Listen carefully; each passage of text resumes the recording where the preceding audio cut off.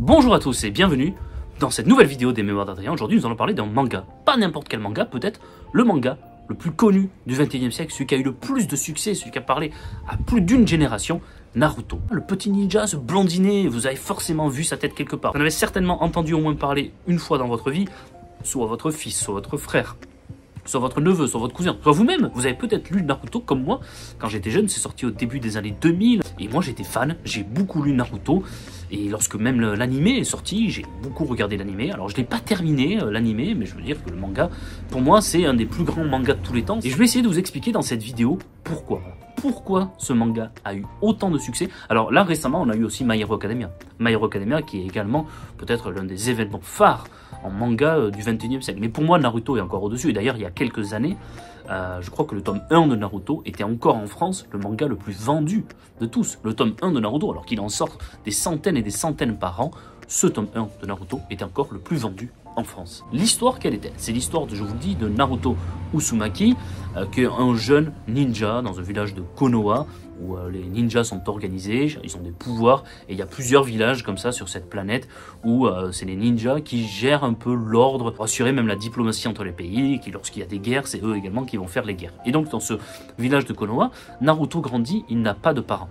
Il est orphelin, et il est même repoussé par l'ensemble des autres villageois parce que grandit en lui ce qu'on appelle Kyuubi, le démon à 9 queues, une menace terrible qui avait tué des dizaines de personnes de ce village et dans le monde, et que celui qu'on appelle le Hokage, le chef des ninjas de ce village Konoha, avait réussi à enfermer dans le corps de Naruto. Il a provoqué Naruto sans le savoir, avec ce qu'il y a en l'intérieur de lui, la mort de personnes, et il y a en lui cette menace qui effraie encore les gens, et donc vraiment il est exclu par les autres. Il est mal vu, ils n'ont pas envie de traîner avec lui, ils s'en moquent un peu parce qu'en plus Naruto a la particularité d'avoir un caractère très exubérant, très extraverti, il en fait toujours des tonnes, il réagit de manière toujours très exagérée, il s'énerve vite, il rigole, il fait que manger, bref c'est le petit garnement parfait qu'on n'a pas trop envie de prendre au sérieux. En plus il n'est pas du tout aussi puissant que d'autres, il est un peu bête alors qu'il faut une certaine intelligence pour être le chef et tout. Bref, il n'a rien pour être le meilleur à la base. Contrairement par exemple à Sangoku, dans Dragon Ball, qui dès le début est très puissant et dès qu'il veut, il bat un peu tout le monde. Ou on pense à Captain Tsubasa, un autre grand shonen dans le football, où il est bien meilleur que tout le monde au football. Bref, là c'est un shonen où le personnage de départ, shonen c'est-à-dire un manga un peu divertissant pour jeunes garçons, le personnage de départ est plutôt faible. En tout cas, il n'est pas puissant comme peuvent l'être d'autres dans le village. Et ce Naruto, lui, son objectif, c'est de grimper petit à petit les échelons des rangs ninja. Donc il va passer des concours petit à petit pour essayer de gravir les échelons ninja, parce que lui, son grand objectif, c'est de devenir le Hokage. Le Hokage, le chef des ninjas de son village, qui fait rire un peu tout le monde, mais lui, c'est son rêve. Et ça, c'est absolument génial. Et en même temps, il va y avoir des menaces, et c'est ça l'histoire, qui vont planer petit à petit sur le village et d'autres, parce qu'il y a des ressentiments du passé qui vont ressurgir, et en même temps il y a des organisations qui vont s'intéresser à ce démon qui est à l'intérieur de son ventre. Voilà à peu près l'histoire, à la fois lui, sa montée en puissance et son évolution vers ce rêve ultime qui est de devenir Hokage, et du mal, des menaces qui vont planer de plus en plus sur ce personnage, mais d'autres aussi. Je vais vous donner plusieurs raisons pour lesquelles pour moi Naruto est un immense succès, et à juste titre. La première des raisons, c'est que c'est un immense manga sur l'exclusion. Voilà, sur l'exclusion, sur l'image qu'on peut avoir sur les gens, sur la solitude des enfants, sur le harcèlement également que peuvent subir certains enfants. C'est-à-dire qu'on a plusieurs garçons et femmes, même dans ce manga, qui vivent ce qu'on appelle le phénomène de solitude, qui sont très seuls, qui semblent exclus par les autres. Et donc comment gérer ça? Comment gérer ça entre enfants, mais comment gérer ça également de la part du corps enseignant, de la part des adultes. Donc il y a beaucoup de scènes très touchantes, très émouvantes, où on a des enseignants qui vont être touchés par ces enfants seuls, exclus par les autres. On a tellement, on va dire, de personnalités différentes dans les enfants, dans les apprentis ninja, que forcément, chacun va pouvoir s'identifier à un personnage ou l'autre. Il va y avoir le taiseux, je vous dis, l'excentrique, l'intellectuel, celle qui est un peu superficielle. Chacun a sa propre personnalité et chacun va être touchant à sa manière. Autre élément, formidable succès de ce titre, et c'est pour moi le principal élément, c'est que c'est un titre extraordinaire sur l'abnégation. Moi, j'aime beaucoup ça dans les mangas, mais également dans les films, dans les livres. Les gens comme ça qui partent pas forcément avec le plus grand des talents, qui n'ont pas tout pour réussir au départ, mais qui à force de travail, d'abnégation, de courage, d'amitié, vont réussir par y parvenir. Et vont réussir par se surpasser. Et franchement, vous lisez Naruto, c'est une formidable bombe à enthousiasme, à motivation. Après ça, vous vous dites, mais en fait, si lui, il y arrive, mais moi aussi, je peux arriver. Moi aussi, je peux réussir dans tout ce que je vais réussir. Et c'est pour ça que je pense que les enfants sont fans de cette série. Parce qu'il y a un personnage comme lui où il voit que, à la base, il est un peu bête, il n'est pas forcément très fort, etc. Et il finit par être au niveau, voire supérieur à certains qui, au départ, étaient bien supérieurs à lui. Parce qu'il y croit. Parce qu'il est à fond. Parce que même s'il est par terre, que tout le monde pense qu'il va pas se relever, il se relève. Parce qu'il peut prendre tous les coups de la terre, il va toujours essayer de se relever.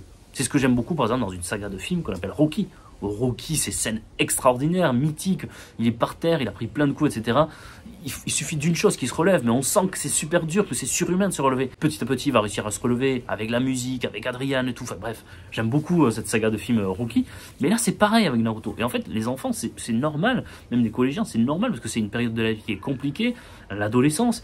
Et ils voient comme ça ce jeune garçon qui vit ce phénomène de solitude, qui vit ce passage à l'âge adulte compliqué, et qui lui aussi, à force d'abnégation, de courage, de toujours y croire.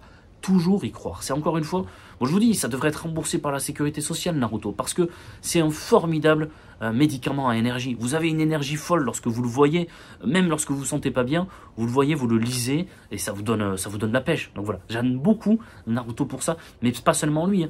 En fait, il y a plusieurs personnages comme ça qui vont avoir leur quête à accomplir dans le manga. C'est pas comme beaucoup de titres où il y a un personnage qui a sa quête, et puis les autres sont un peu là pour l'entourer, et pour faire un peu de figuration. Là, pas du tout. Ils vont tous avoir plus ou moins leur propre quête, leurs propres intérêts, leur propre développement, et c'est là, formidable transition. Et là, spécialiste transition quand même, formidable transition, l'évolution des personnages. Autre raison du succès de Naruto, pour moi, c'est l'évolution des personnages.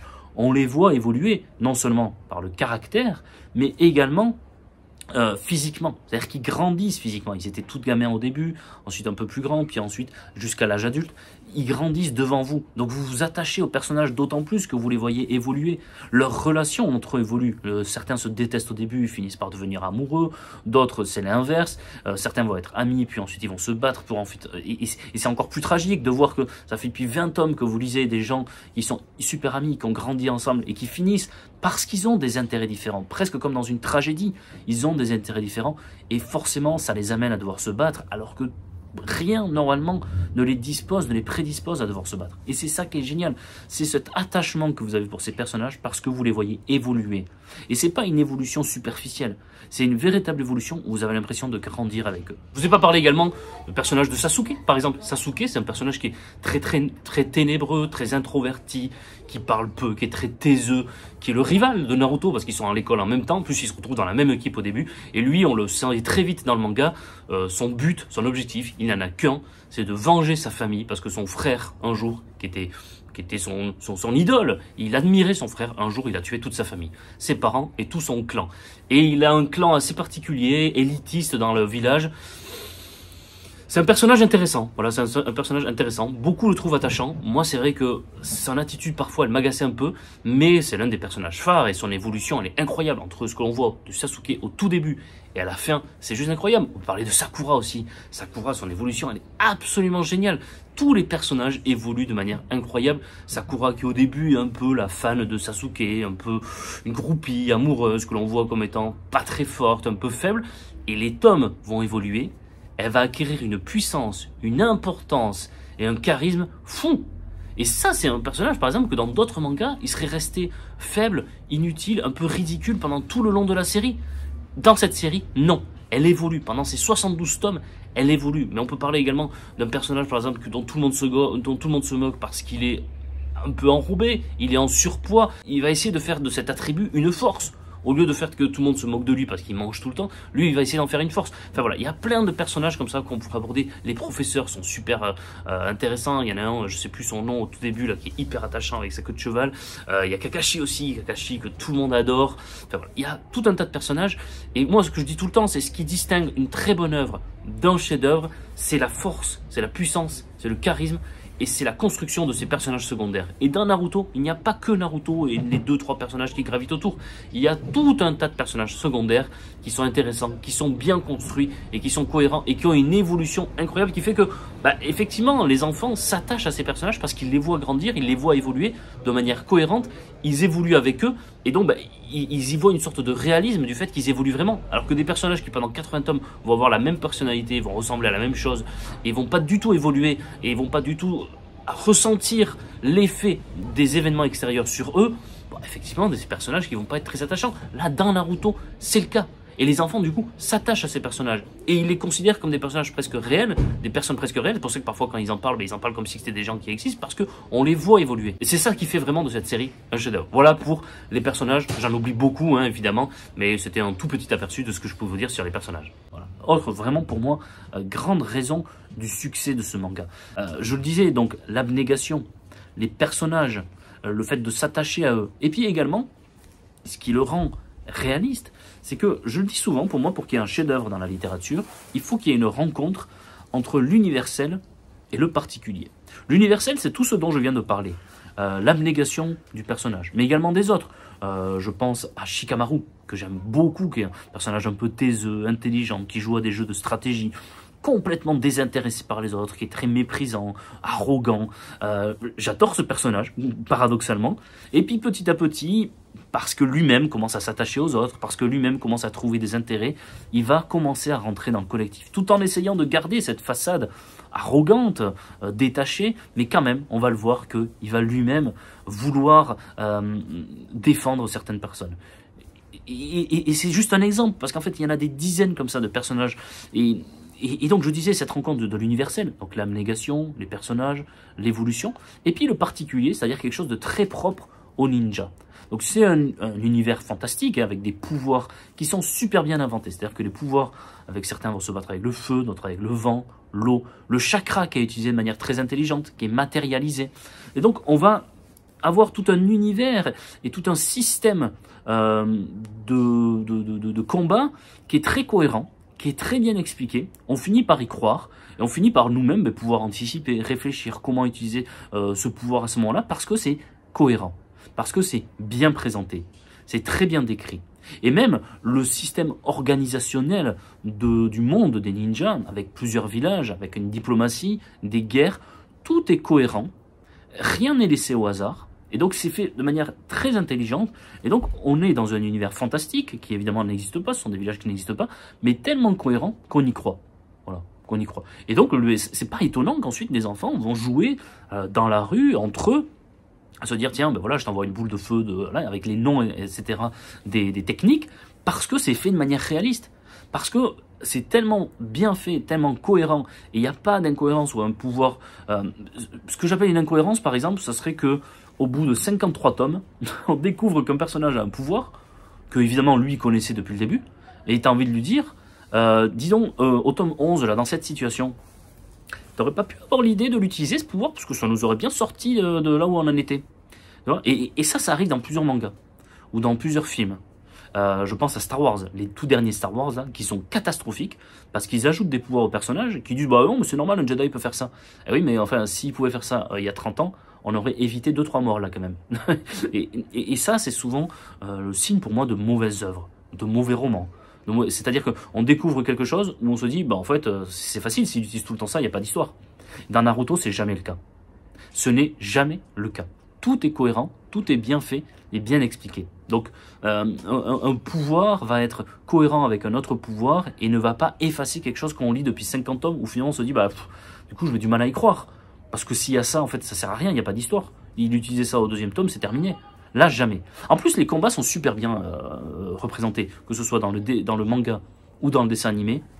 On y croit, on comprend, les combats sont fluides, sont bien chorégraphiés, il y a une grande intensité pendant les combats, c'est super bien fait. Voilà. Que ce soit dans le dessin, encore une fois, ou dans le dessin animé, la chorégraphie des combats, ce qu'on appelle la chorégraphie des combats, est très réaliste, est très belle et hyper intense. Et en plus, il y a certains titres, ou même certaines séries de foot ou de combats, où au moment où il va y avoir des combats, au moment où il va y avoir de l'action, on va mettre pause au niveau des sentiments et des relations entre les personnages, et c'est parti pour un combat où presque c'est des machines, c'est des robots qui se battent. Là non, parce que même pendant les combats, il va y avoir ces relations entre les personnages, l'intensité, les émotions, les ressentiments de certains, pourquoi il y a eu une trahison, et tout ça est bien représenté, bien rappelé très souvent, et donc on est vraiment à fond dedans. Il y a vraiment un côté tragique, un côté épique pendant les combats qu'on ressent vraiment, et donc on comprend pourquoi ils se battent, et donc c'est pas juste un enchaînement de figures pendant 20 minutes, où on va se dire, bon, allez, on revient dans 20 minutes, c'est pareil. Non, il y a même voilà, une évolution des sentiments entre eux pendant. Et ça, c'est super bien fait. Donc, voilà, tout ça qui font que, pour moi, c'est un grand manga, qui fait que, encore une fois, la rencontre du particulier, les ninjas en tant que tels, et l'universel. Donc, je vous le disais, donc l'évolution des personnages, l'abnégation, le courage, le fait qu'on les voit évoluer, qu'on s'y attache, les combats qui sont super bien chorégraphiés, la musique également dans le dessin animé, qui est franchement très belle. Il y a beaucoup de musique comme ça qui reste, qui marque. Et puis enfin, pour terminer, pour qu'il y ait un grand chef-d'œuvre, il faut qu'il y ait des grands antagonistes. Et là, clairement, on les a. Les antagonistes, les ennemis dans Naruto sont très charismatiques. Ils ont un charisme dingue. On comprend également leur motivation. Ils ont leur propre évolution. Et ça fait la différence avec beaucoup d'œuvres où les ennemis, les antagonistes sont présentés de manière tout à fait manichéenne, comme juste on veut détruire le monde, sans explication, on n'a aucune raison de s'y attacher et ça les rend presque ridicules. Là, absolument pas. On comprend leurs intentions, ils sont charismatiques et ils sont attachants. Voilà. Pour moi, dernière raison, bon, il y en aurait d'autres, hein, mais dernière explication pour moi qui fait que Naruto est l'un des plus grands mangas de tous les temps, mais également un grand chef-d'œuvre, même de la pop culture actuelle. Voilà. Donc je vous ai fait tout un tas d'explications. Encore une fois, pourquoi je vous fais cette vidéo, c'est parce que j'essaye dans cette chaîne de m'adresser à tous les publics, de parler de toutes les littératures, et je n'aime pas parfois l'image qu'on peut avoir un peu dégradée vis-à-vis de certains genres littéraires, et pour moi le manga est un genre littéraire qui offre des formidables outils et qui a ses propres particularités et ses propres spécificités. Et Naruto n'est pas, encore une fois, juste une série divertissante. Si elle a autant de succès, c'est évidemment qu'il y a bien d'autres choses. C'est ce que j'ai essayé de vous présenter dans cette vidéo. Donc encore une fois, si votre enfant, votre neveu, votre cousin vous parle de Naruto, ne prenez pas un air un peu hautain en disant « ouais bon, d'accord, avec ton manga là, ça va ». Ou alors ne lui dites pas « oui enfin, lis ça, le grand molle, c'est quand même autre chose ». Là, Naruto, le grand molle, essayez de lui présenter d'une manière différente. Ou d'autres œuvres comme ça sur l'enfance. Il y en a plein. Ou même Les Trois Mousquetaires, avec D'Artagnan, qui est au début un peu ridicule, et puis petit à petit, il va avoir cette maturité. Enfin bref, n'ayez pas encore une fois cet air hautain, et ne lui dites pas, bon, ce que tu lis là, c'est pourri, viens voir autre chose, tu vas voir, ça va être beaucoup plus sérieux. Non. Et si votre enfant, votre neveu, encore une fois, ou votre cousine, ou n'importe qui, vous demande un jour de lui acheter un manga, n'essayez pas forcément d'être original. S'il n'a jamais lu Naruto, faites-lui lire Naruto. C'est un chef-d'œuvre, c'est encore aujourd'hui, je vous le disais, hein, l'un des titres les plus vendus en France, et pour cause. Voilà, lisez Naruto, lisez des mangas, lisez des livres, prenez soin de vous, et puis à très bientôt pour de nouvelles aventures des mémoires d'Adrien. Au revoir.